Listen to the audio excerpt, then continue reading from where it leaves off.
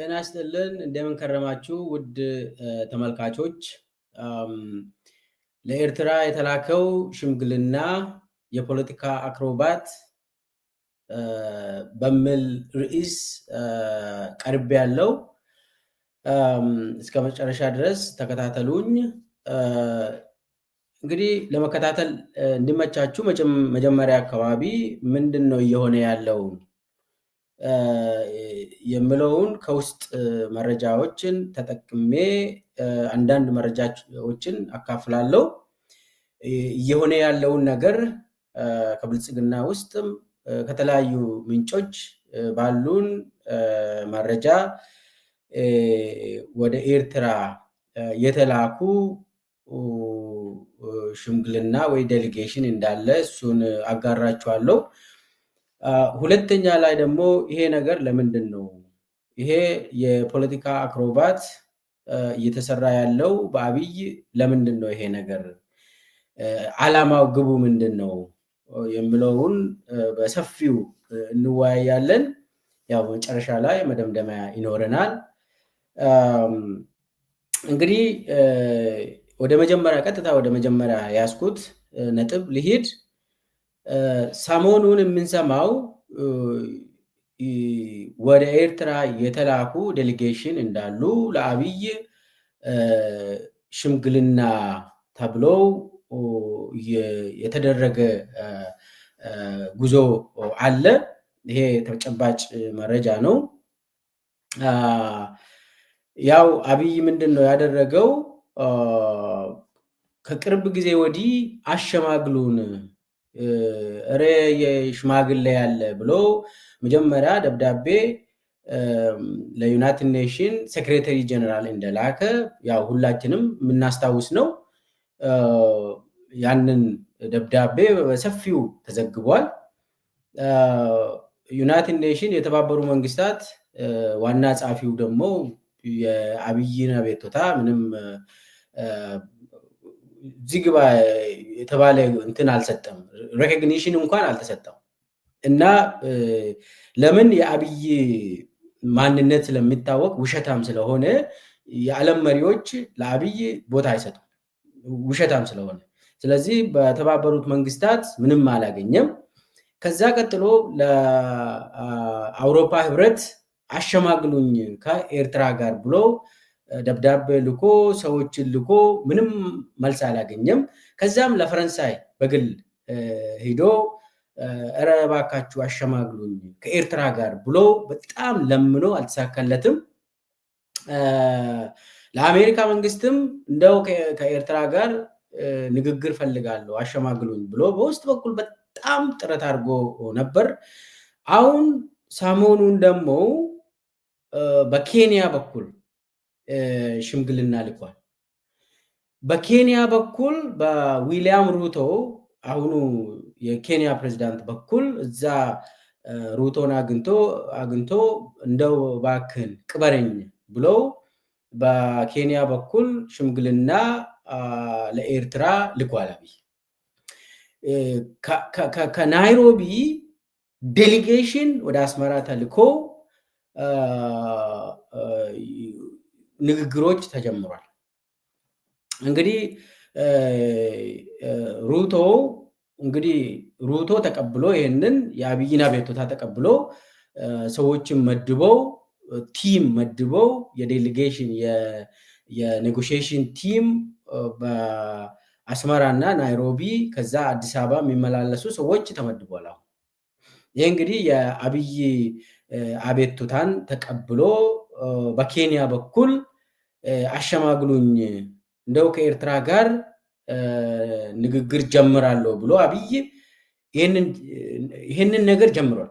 ይሄ ከምሩ ነው ወይስ በኋላ መጣበታለን? ለምንድን ነው ይሄ ነገር የተጀመረው ለምለው በጣም በዲቴል በኋላ እንመጣበታለን። እንግዲህ ይሄ በኤርትራ በኩልም ምላሾች እንደተሰጡ ለዴሊጌሽኑ ናይሮቢ ከኬንያ የተላከ ዴሊጌሽን አስመራ እንደደረሰ ከዛም የአስመራ መንግስት ደግሞ ምላሽ እንደሰጡ ያንንም መረጃ ይዘናል። ኤርትራ በበኩሉ ፕሪኮንዲሽኖችን አስቀምጧል። አብይ ሽምግልናን ከኤርትራ ጋር ሰላም ፈልጋለሁ ብለው ንግግር ከምሩ ከሆነ ኤርትራውያን ጥያቄ ፕሪኮንዲሽን አስቀምጠዋል። አብይ ከምሩ እንዳልሆነ ያው ሰው ማንም ሰው ስለሚገባ ስለሚረዳ ፕሪኮንዲሽን አስቀምጠዋል። 1 2 3 ፕሪኮንዲሽኖችን እንዳስቀመጡ ከዲፕሎማቲክ ምንጮች ነው ያገኘው። አንደኛ ይሄ ከኤርትራ ጋር ሰጣ ገባ የጀመረው አብይ ራሱ ነው። አብይ ራሱ አሰብ የኛ አሰብ ከኛ ብሎ ፕሮፓጋንዳ ለ2 ዓመት ተከታታይ የጀመረው አብይ አህመድ መሆኑ ኤርትራውያን ይሄንን አስቀምጠዋል። ሲጀመር ኤርትራ እኛ ይሄንን አልጀመርንም፣ ይሄንን ጦርነት እኛ አልፈለግንም፣ የፈለገው አብይ ራሱ ነው። ምንድነው? አሰብ የኛ ነው፣ ከፈለግን ደግሞ እስከ አስመራ እንሄዳለን፣ የኢሳያስ አፈወርቂን እንገረስሳለን። እና አብይ ናቸው ከመከላከያ ሰራዊት ከኢትዮጵያ መከላከያ ሰራዊት እስከ አብይ አህመድ ይሄ ናሬቲቭ ለ1 ዓመት ሙሉ ለ2 ዓመት ይቅርታ አድርጉልኝ ለ2 ዓመት ሙሉ የዘለቀ ፕሮፓጋንዳ እና የጦርነት ዝግጅት ያደረገው አብይ አህመድ ነው። እኛ እኮ እዚህ ውስጥ የለንም የሚል አንድ ፕሪኮንዲሽን ያስቀመጡት። ስለዚህ አብይ አህመድ የአሰብ የኛ አሰብ የኬኛ የሚባለውን ትርክት በአደባባይ ማቆም ይችላል ወይ? በአደባባይ እንደጀመረ የኢትዮጵያ ሕዝብን በዚህ ዙሪያ መቀስቀስ ስለጀመረ ይሄንን በአደባባይ ማቆም ይችላል ወይ አብይ ብሎ ጠይቋል። ይሄንን በአደባባይ ወጥተው እኛ አሰብ የኛ አሰብ ከኛ አላልንም፣ አሰብ የኤርትራ ነው ብለው እኛም ከዚህ በኋላ ፕሮፓጋንዳ አናደርግም፣ ጦርነት ከኤርትራ ጋርም አንገጥምም ብሎ በአደባባይ መጀመሪያ መናገር ይችላል ወይ? ይህንን መቀልበስ ይችላል ወይ? የጀመረውን ነገር የፕሮፓጋንዳ እና የጦርነት ዝግጅት መቀልበስ ይችላል ወይ? ይህንን በአደባባይ የሚናገር ከሆነ ወደ ኔጎሽዬሽን መግባት ይቻላል። አንዱ ፕሪኮንዲሽን እንግዲህ አብይ ወጥቶ ከዚህ በኋላ ከኤርትራ ጋር አንዋጋም፣ ስለ አሰብም አናነሳም ብሎ በአደባባይ አብይ እንዲያወራ ነው። እንግዲህ አንዱ ፕሪኮንዲሽን የተባለው በኤርትራ በኩል አንዱ ፕሪኮንዲሽን ይሄ ነው። ሁለተኛ ፕሪኮንዲሽን የጦር ዝግጅት አለ። ኤርትራን ለመውረር አብይ በአፋር በኩል የተለያዩ ኃይሎችን አዘጋጅቶ ንቅናቄ ጀምሯል። ከኤርትራ የተወጣጡ ኃይሎችም በአብይ የሚደገፉ ኃይል አፋር ውስጥ ልምምድ ያደርጋሉ፣ የጦር ዝግጅት ያደርጋሉ። ይሄ የታወቀ ነው። ይሄንን መበተን ይችላል ወይ አብይ? የጦር ዝግጅት የኢትዮጵያ መከላከያ ሰራዊትም ጦር ዝግጅት አለው። እስከ አሰብ እንሄዳለን 20 ኪሎ ሜትር 60 ኪሎ ሜትር የሚባለው ነገር ከዛ የኤርትራ ህዝብ እኮ 3 ሚሊዮን ነች፣ እኛ ደግሞ ይሄን አይል ነን። ስለዚህ በህዝብ ላይ ያነጣጠረ የጦር ዝግጅት አብይ ማቆም ይችላል ወይ? አንዱ እሱ ነው። ሌላ ደግሞ ሌላው ፕሪኮንዲሽን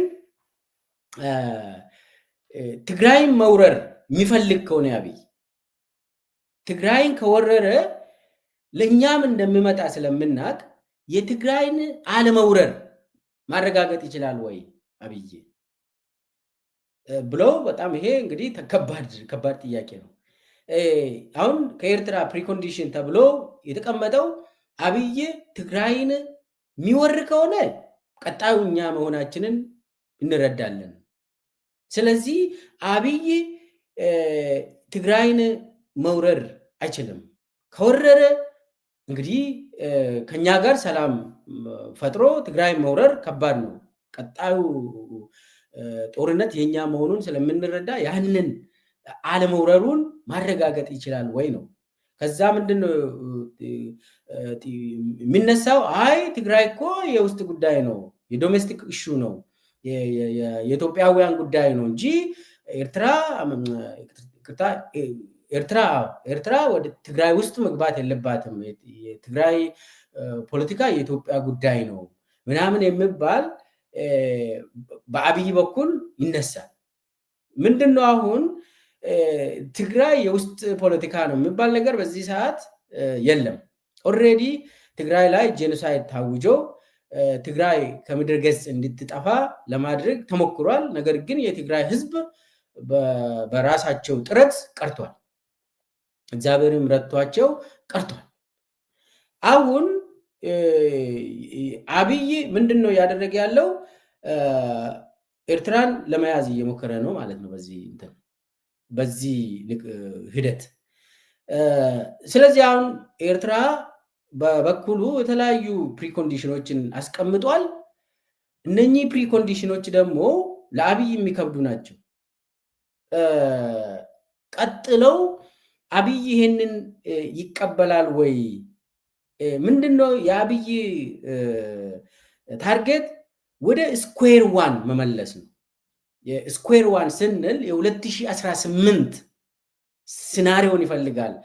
ትግራይና ኤርትራን በተመለከተ የ2018 እንደ አውሮፓ አቆጣጠር የነበረው የትግራይና የኤርትራ ግንኙነት ምንድን ነው የሚመስለው? ኦብቪየስሊ ትግራይና አስመራ ጠላቶች ነበሩ በዛን ጊዜ። ስለዚህ አብይ ያ ሲቹዌሽን እንዲመለስ ይፈልጋል። በዛ በኩል ኤርትራ መያዝ ይፈልጋል ማለት ነው በዚህ ሰዓት። ስለዚህ አሁን አብይ እንቅስቃሴ ጀምሯል። ይሄንን ወደ ለአስመራ ሽምግልና ተልቋል በኬንያ በኩል። ስለዚህ አሁን ምንድነው የሚቀጥለው? ለምንድነው በዚህ ሰዓት አብይ ይሄንን ሽምግልና የላከው? ያው ተመልካቾቻችን አብይ ከምሩን ሰላም ፈልጎ እንዳልሆነ ለእናንተ መናገር አያስፈልግም። ስለዚህ አብይ ለተንኮል ለስልት እንዳደረገ ማንም ሰው ይረዳል። ኢትዮጵያ ውስጥ ለተወሰነ ጊዜ የቆየ ሰው የአብይን ማንነት ያውቃል። ስለዚህ አሁን ለምንድን ነው አብይ የፖለቲካ አክሮባት የሚመስል ነገር ለመስራት የሚሞክረው? ከኤርትራ ጋር ሽምግልና ምናምን ብሎ የሚጀምረው አብይ ለምንድን ነው ብለን መጠየቅ አለብን። ያው ለሰላም እንዳልሆነ ይታወቃል፣ ለክፉ እንደሆነ ይታወቃል። ምንድን ነው ያ ክፉ? እሱን በደንብ መረዳት ያስፈልጋል። አንደኛ በብልጽግና ውስጥ ያገኘ ነው። ብልጽግና የውስጥ ግምገማ አድርጓል። የውስጥ ግምገማ ስንል ውስጡ የመከላከያ ቁመና፣ የመከላከያ ሰራዊት ቁመና ምን ይመስላል፣ የመስተዳደር የሲቪል አስተዳደር ቁመናስ ምን ይመስላል የሚለውን ግምገማ አድርገው የብልጽግና መንግስት በጣም የሞተ መሆኑን ራሱ አብይ አህመድ ገምግሟል። ራሱ የአብይ አህመድ መዋቅር ገምግሞ ጉልበት የለንም፣ በዚህ ሰዓት ከኤርትራ ጋር ለመዋጋት ምንም አይነት ዝግጅት እንደሌለን ብለው ራሳቸው የገመገቡት የውስጥ ግምገማ አለ። ነገር ግን ዩኤኢ ጋር እንግዲህ የአሰብ ፕሮጀክት የዩኤኢ ነው እንጂ አብይ የሚባል የኢትዮጵያ ፕሮጀክት የሚባል ነገር የለውም። አብይ ተላላኪ ነው፣ የዩኤኢ ተላላኪ ነው። ዩኤኢ ነው ኢትዮጵያ ላይ የሾመችው፣ የዩኤኢ አስፈጻሚ ነው አብይ አህመድ። ስለዚህ ለዩኤኢ ሲያስረዱ የነበረው ዝግጁ ነን፣ ሁሉም ነገር አለን፣ ብቻን ዩኤኢ ድሮንና ተወሰኑ መሳሪያዎችን አስገቢልን ብሎ ዩኤኢ ተወሰኑ ገንዘብም ሲጠይቁ ነበር። ዩኤኢ ገንዘብም ሰጥታለች፣ ተወሰኑ መሳሪያዎችን ሰጥታለች። ነገር ግን አሰስመንት ከተደረገ በኋላ የውስጥ አሰስመንት ከተደረገ በኋላ ምንድነው የሆነው? መከላከያ ሰራዊት ዝግጁ አይደለም። ሙሉ በሙሉ እንትን ተደርጓል፣ ተበትኗል መከላከያ። አሁን በአማራ ክልል በኦሮሚያ ክልል እየተካሄደ ያለው ቀላል ጦርነት አይደለም ማለት ነው። ቀላል ጦርነት አይደለም። ዝም ተብሎ አሁን ምናምን ትንንሽ እንደዚህ ፋኖ ኦኤልኤ እንደዚህ በቀላሉ የሆነ አይደለም። አብይ እኮ ሙቶ ተማሙቶ ድሮኖችን እየተጠቀመ ከባድ መሳሪያዎችን እየተጠቀመ አማራ ክልልና ኦሮሚያ ክልል ላይ እያደረገ ያለው ጦርነት ቀላል አይደለም። የአብይን ሰራዊት አዳክሟል። ሰክሰስፉሊ ነው በአማራ ክልልና በኦሮሚያ ክልል የአብይ ሰራዊት የተዳከመው።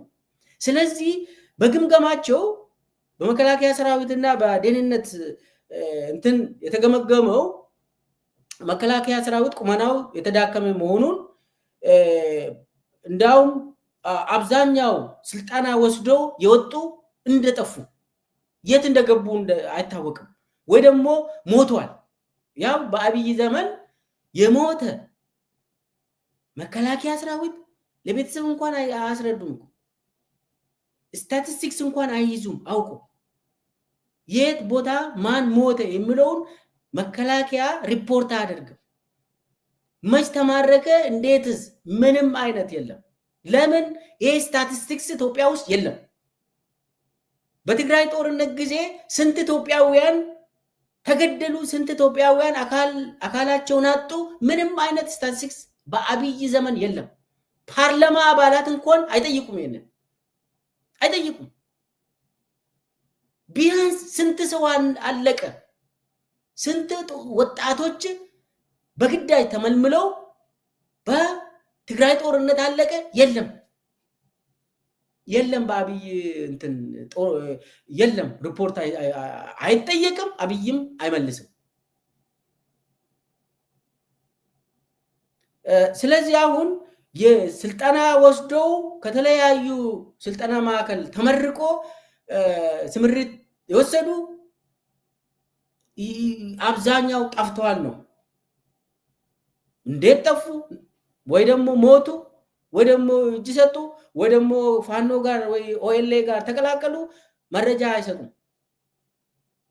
የሆነ ጊዜ አስታውሳለሁ አንድ ዓመት በፊት በኦሮሚያ ብልጽግና ጽሕፈት ቤት እንትን ተደርጎ ስታቲስቲክስ ሾልኮ ወጥቶ ነበር። አብዛኛው የኦሮሚያ ፖሊስ የጠፋ ኦኤልኤን እንደተቀላቀለ የሚያሳይ ስታቲስቲክስ ወጥቶ ነበር። አሁን የመከላከያ ሰራዊት ስልጠና የወሰደው እንደጠፉ ኢትዮ ፎረምም ዘግቧል። ሌላው ደግሞ የመሳሪያ መጥፋት፣ መሳሪያ እየጠፋ ነው፣ በገፍ እየጠፋ ነው በመከላከያ ሰራዊት። ይሄ ዩኤኢም ደርሳለች እንትኑ መረጃ እንዲህ አይነት የውስጥ የአብይ ውሸቶች ላይ ደርሳለች እና ኢትዮ ፎረምም የዘገበው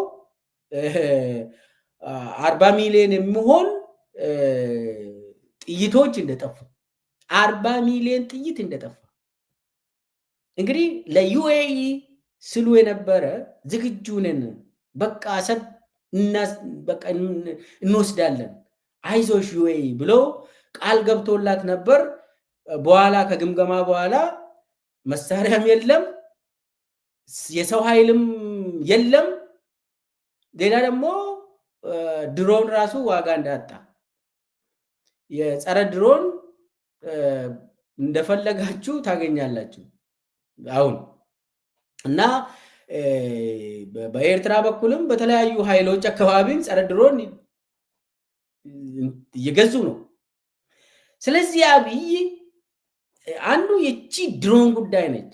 ድሮን ደግሞ ጸረ ድሮን ወደ ኢትዮጵያም እየገባ ስለሆነ አብይ በጣም ተስፋ ቆርጧል። ተስፋ እየቆረጠ ነው እና ከዛ በተጨማሪ ደግሞ ያው ኤርትራም የአብይን ዛቻና የመከላከያ ሰራዊት ዛቻን ስለፈሩ ዝግጅት አድርጓል።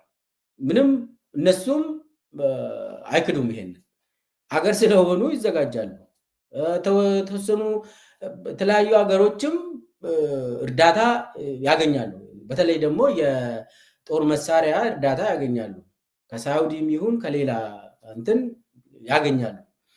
ያንን የውስጥ ግምገማ ካደረገ በኋላ አብይ የጠላት ብሎ ደግሞ ግምገማ ካደረገ ይሄ ነገር በጣም ደካማ ነን፣ እዚህ ውስጥ መግባት የለብንም ብሎ አብይ የተወሰነ ጊዜ እንደሚፈልግ የተወሰነ ጊዜ መግዛት እንደሚፈልግ ስለገባው ይሄ ሽምግልና ምናምን ነገር ጀመረ። አንዱ እንግዲህ የውስጥ ግምገማ ተከትሎ ነው ይሄ ሽምግልና የሚባል የመጣ የውሸት ሽምግልና ወይ ደግሞ የውሸት ኔጎሽዬሽን የሚባለው። አብይ የራሱን አቅም ካወቀ በኋላ ነው ይህንን እዚህ ደረጃ ላይ የደረሰው። ሌላው ዋናው ደግሞ ለምንድን ነው ከኤርትራ ጋር መነጋገር እፈልጋለሁ ብሎ አብይ ይህንን ስልት ያመጣው? እሱ ምንድን ነው? ከፋፍሎ የመውረር ስልት ነው፣ የጦርነት ስልት ነው። ይሄ አብይ ከኤርትራ ጋር መነጋገር እፈልጋለሁ ብሎ በአፍ እንኳን ካወራ የጦርነት ስልት ነው። ምንድን ነው ይሄ? እንዴት የጦርነት ስልት ይሆናል? የሰላም ስልት አይደለም ወይ ብላችሁ መጠየቅ ትችላላችሁ። ኖ ኖ ኖ ኖ ኖ ኖ ይሄ ከኤርትራ ጋር መነጋገር እፈልጋለሁ ብሎ አብይ ከተወሰኑ አገሮች ጋርም ሲያወራ ነበር። አሁን ደግሞ በቀጥታ በኬንያ በኩል ይሄንን ያስጀመረው ስትራቴጂ ነው፣ የጦርነት ስትራቴጂ ነው። የጦርነት ስልት ዋነኛው ስልት ይሄ ነው። ሰው መረዳት ያለበት ይሄንን ሙሉ በሙሉ ይሄ የጦርነት ስትራቴጂ መሆኑን አንድ ባል ሄድበታል። የጦርነት አሁን ይሄ ከኤርትራ ጋር አብይ መነጋገር ይፈልጋል።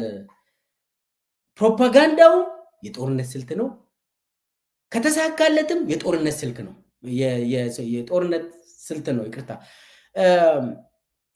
እንዴት ለምለው ጥያቄ ወደኋላ መለስ ብለን የአብይ ስትራቴጂን እናጥና። መጀመሪያ አብይ ልክ ወደ ስልጣን እንደመጣ ምንድን ነው ያደረገ? አብይ ቀጥታ አስመራ ነው የገባ። አስመራ ሄደ። አስመራ ሄዶ ከአስመራ ጋር ሰላም ፈጠርን ተባለ። ኖቤል ሽልማት ሁሉ በዓለም አቀፍ ማህበረሰብ አገኘ። ያ ምንድን ነው የሆነ? ያ የጦርነት ስልት መሆኑን ነው እያወራው ያለው። አብይ ከአስመራ ጋር ጦርነት ተፈራረም፣ ሰላም የሰላም እንትን ተፈራረም ያለው የጦርነት ስልት ነው። ምንድን ነው? አስመራን ይዞ ትግራይን መውረር፣ አስመራን ይዞ ኦኔግ ከአስመራ እንዲባረር ማድረግ፣ አስመራን ይዞ ኦኤንኤልኤፍ የኦጋዴን ነፃ አውጪ ግንባር ከአስመራ እንዲባረር፣ አስመራን ይዞ ምንም አይነት ተቃዋሚ ፓርቲ በአስመራ ላይ እንዳይደራጅ ለማድረግ ከአስመራ ጋር ታረቀ። የጦርነት ስልት ነው። ስለዚህ አስመራዎች ጥሩ ሰው አገኘን ብሎ ይሁን ብቻ ኦኔግንም ከዛ አባረሩ። ዝም ብሎ ይሄ ኦኔግ እዛ እንዳይኖር ተገፍቶ ነው የገባ። በነገራችን ላይ ተገፍቶ በአስመራ ተገፍቶ በአብይ ታንቆ ግባ በቃ ብሎ ቃል ተገብቶለት ኦኔግ ወደ ኢትዮጵያ እንዲገባ ተደረገ። የግንቦት ሰባት ግርግር እንኳን ግንቦት ሰባት ብርሃኑ ነጋ አሁንም የአብይ አካል ስለሆነ እሱ ላይ ምንም ማውራት አያስፈልግም። ሌሎቹ አስመራ የነበሩ ጸረ ኢትዮጵያ መንግስት የሆኑ ኃይሎች ሙሉ በሙሉ ከአስመራ እንዲጸዱ ተደረገ። ከዛ ቃል የተገባላቸው ምንም አይነት የተፈጸመ ነገር የለም። ያው የኦሮሞ ነፃነት ሰራዊት የተገባለት ቃል ስለተካደ መጀመሪያ ደረጃ ላይ ክደት ስለተፈጸመበት ወደ ጫካ ተመለሰ ወዲያውኑ። ስለዚህ የሆነው ቀጥሎ ምንድነው የሆነው? ትግራይ መውረር ነው። አስመራን የያዘ አብይ አህመድ አስመራን የያዘ ትግራይን ወረረ። ትግራይን ወረረ። የጦርነት ስልት ነበር ያ።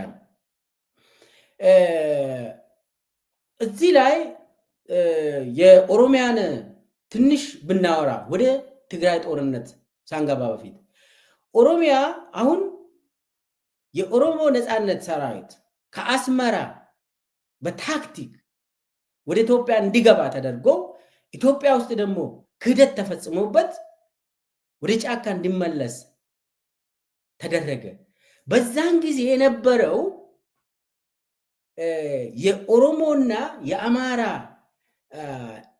ልሂቃን መካከል የነበረው ጡዘት ሁላችንም እናስታውሳለን። መጀመሪያ አካባቢ እንግዲህ ኢትዮጵያ ሙሉ ድፍን ኢትዮጵያ አብይ መመረጡ ተደስቷል። የመጀመሪያ 6 ወር አካባቢ ያልተደሰተ ሰው የለም። ትግራይ ህዝብም ተደስቷል። ባይዘው ሐቁን እንነጋገር ከሆነ አብይ በመመረጡ ማንም ያልተደሰተ ሰው የለም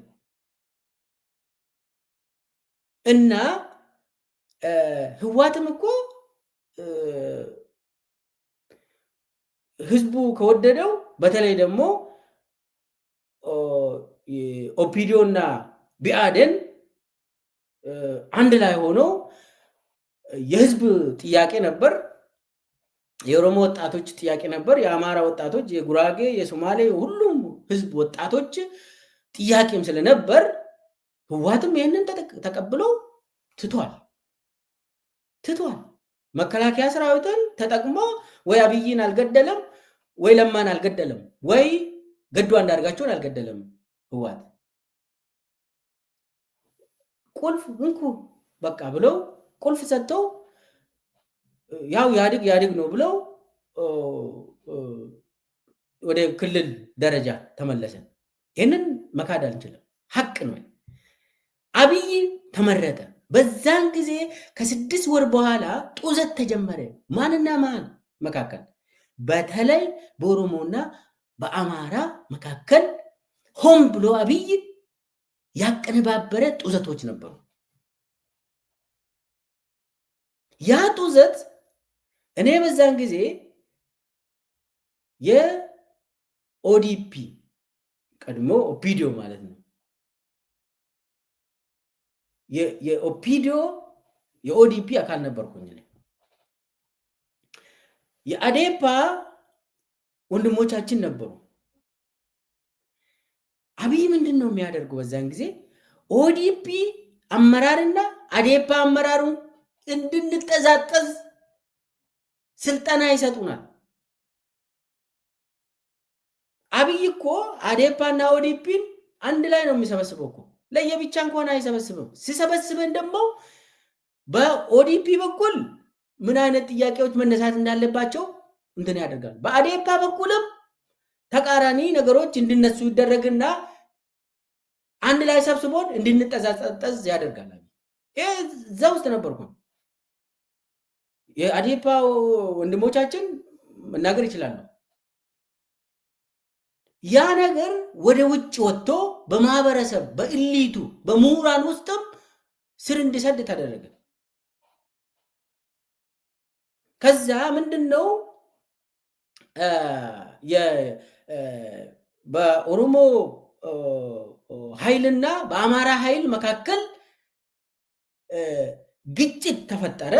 ያንን ግጭት አብይ ሆን ብሎ ስፖንሰር አድርጎ ከዛ በኋላ ምንድነው ጦርነት ሙሉ በሙሉ ኦሮሚያ ላይ ታወጀ። ስለዚህ ከማን ጋር ነው የምታወራ? የለም። ኦሮሚያ ላይ ጦርነት ታወጀ፣ ሸኔ ምናምን ተብሎ ጠባብ ምናምን፣ ይሄ ሁሉ ይሄ በቃ ብልጽግናን ኦሮሚያ ብልጽግናን አልተቀበለም። ከጅምሩ አብይን ተቃወመ። ኦኤልኤ ደግሞ ጫካ ገብቷል።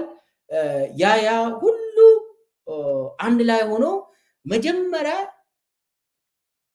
የኦሮሞ ኃይልና የአማራ ኃይል እንዲጋጭ ሆን ተብሎ ተደረገ።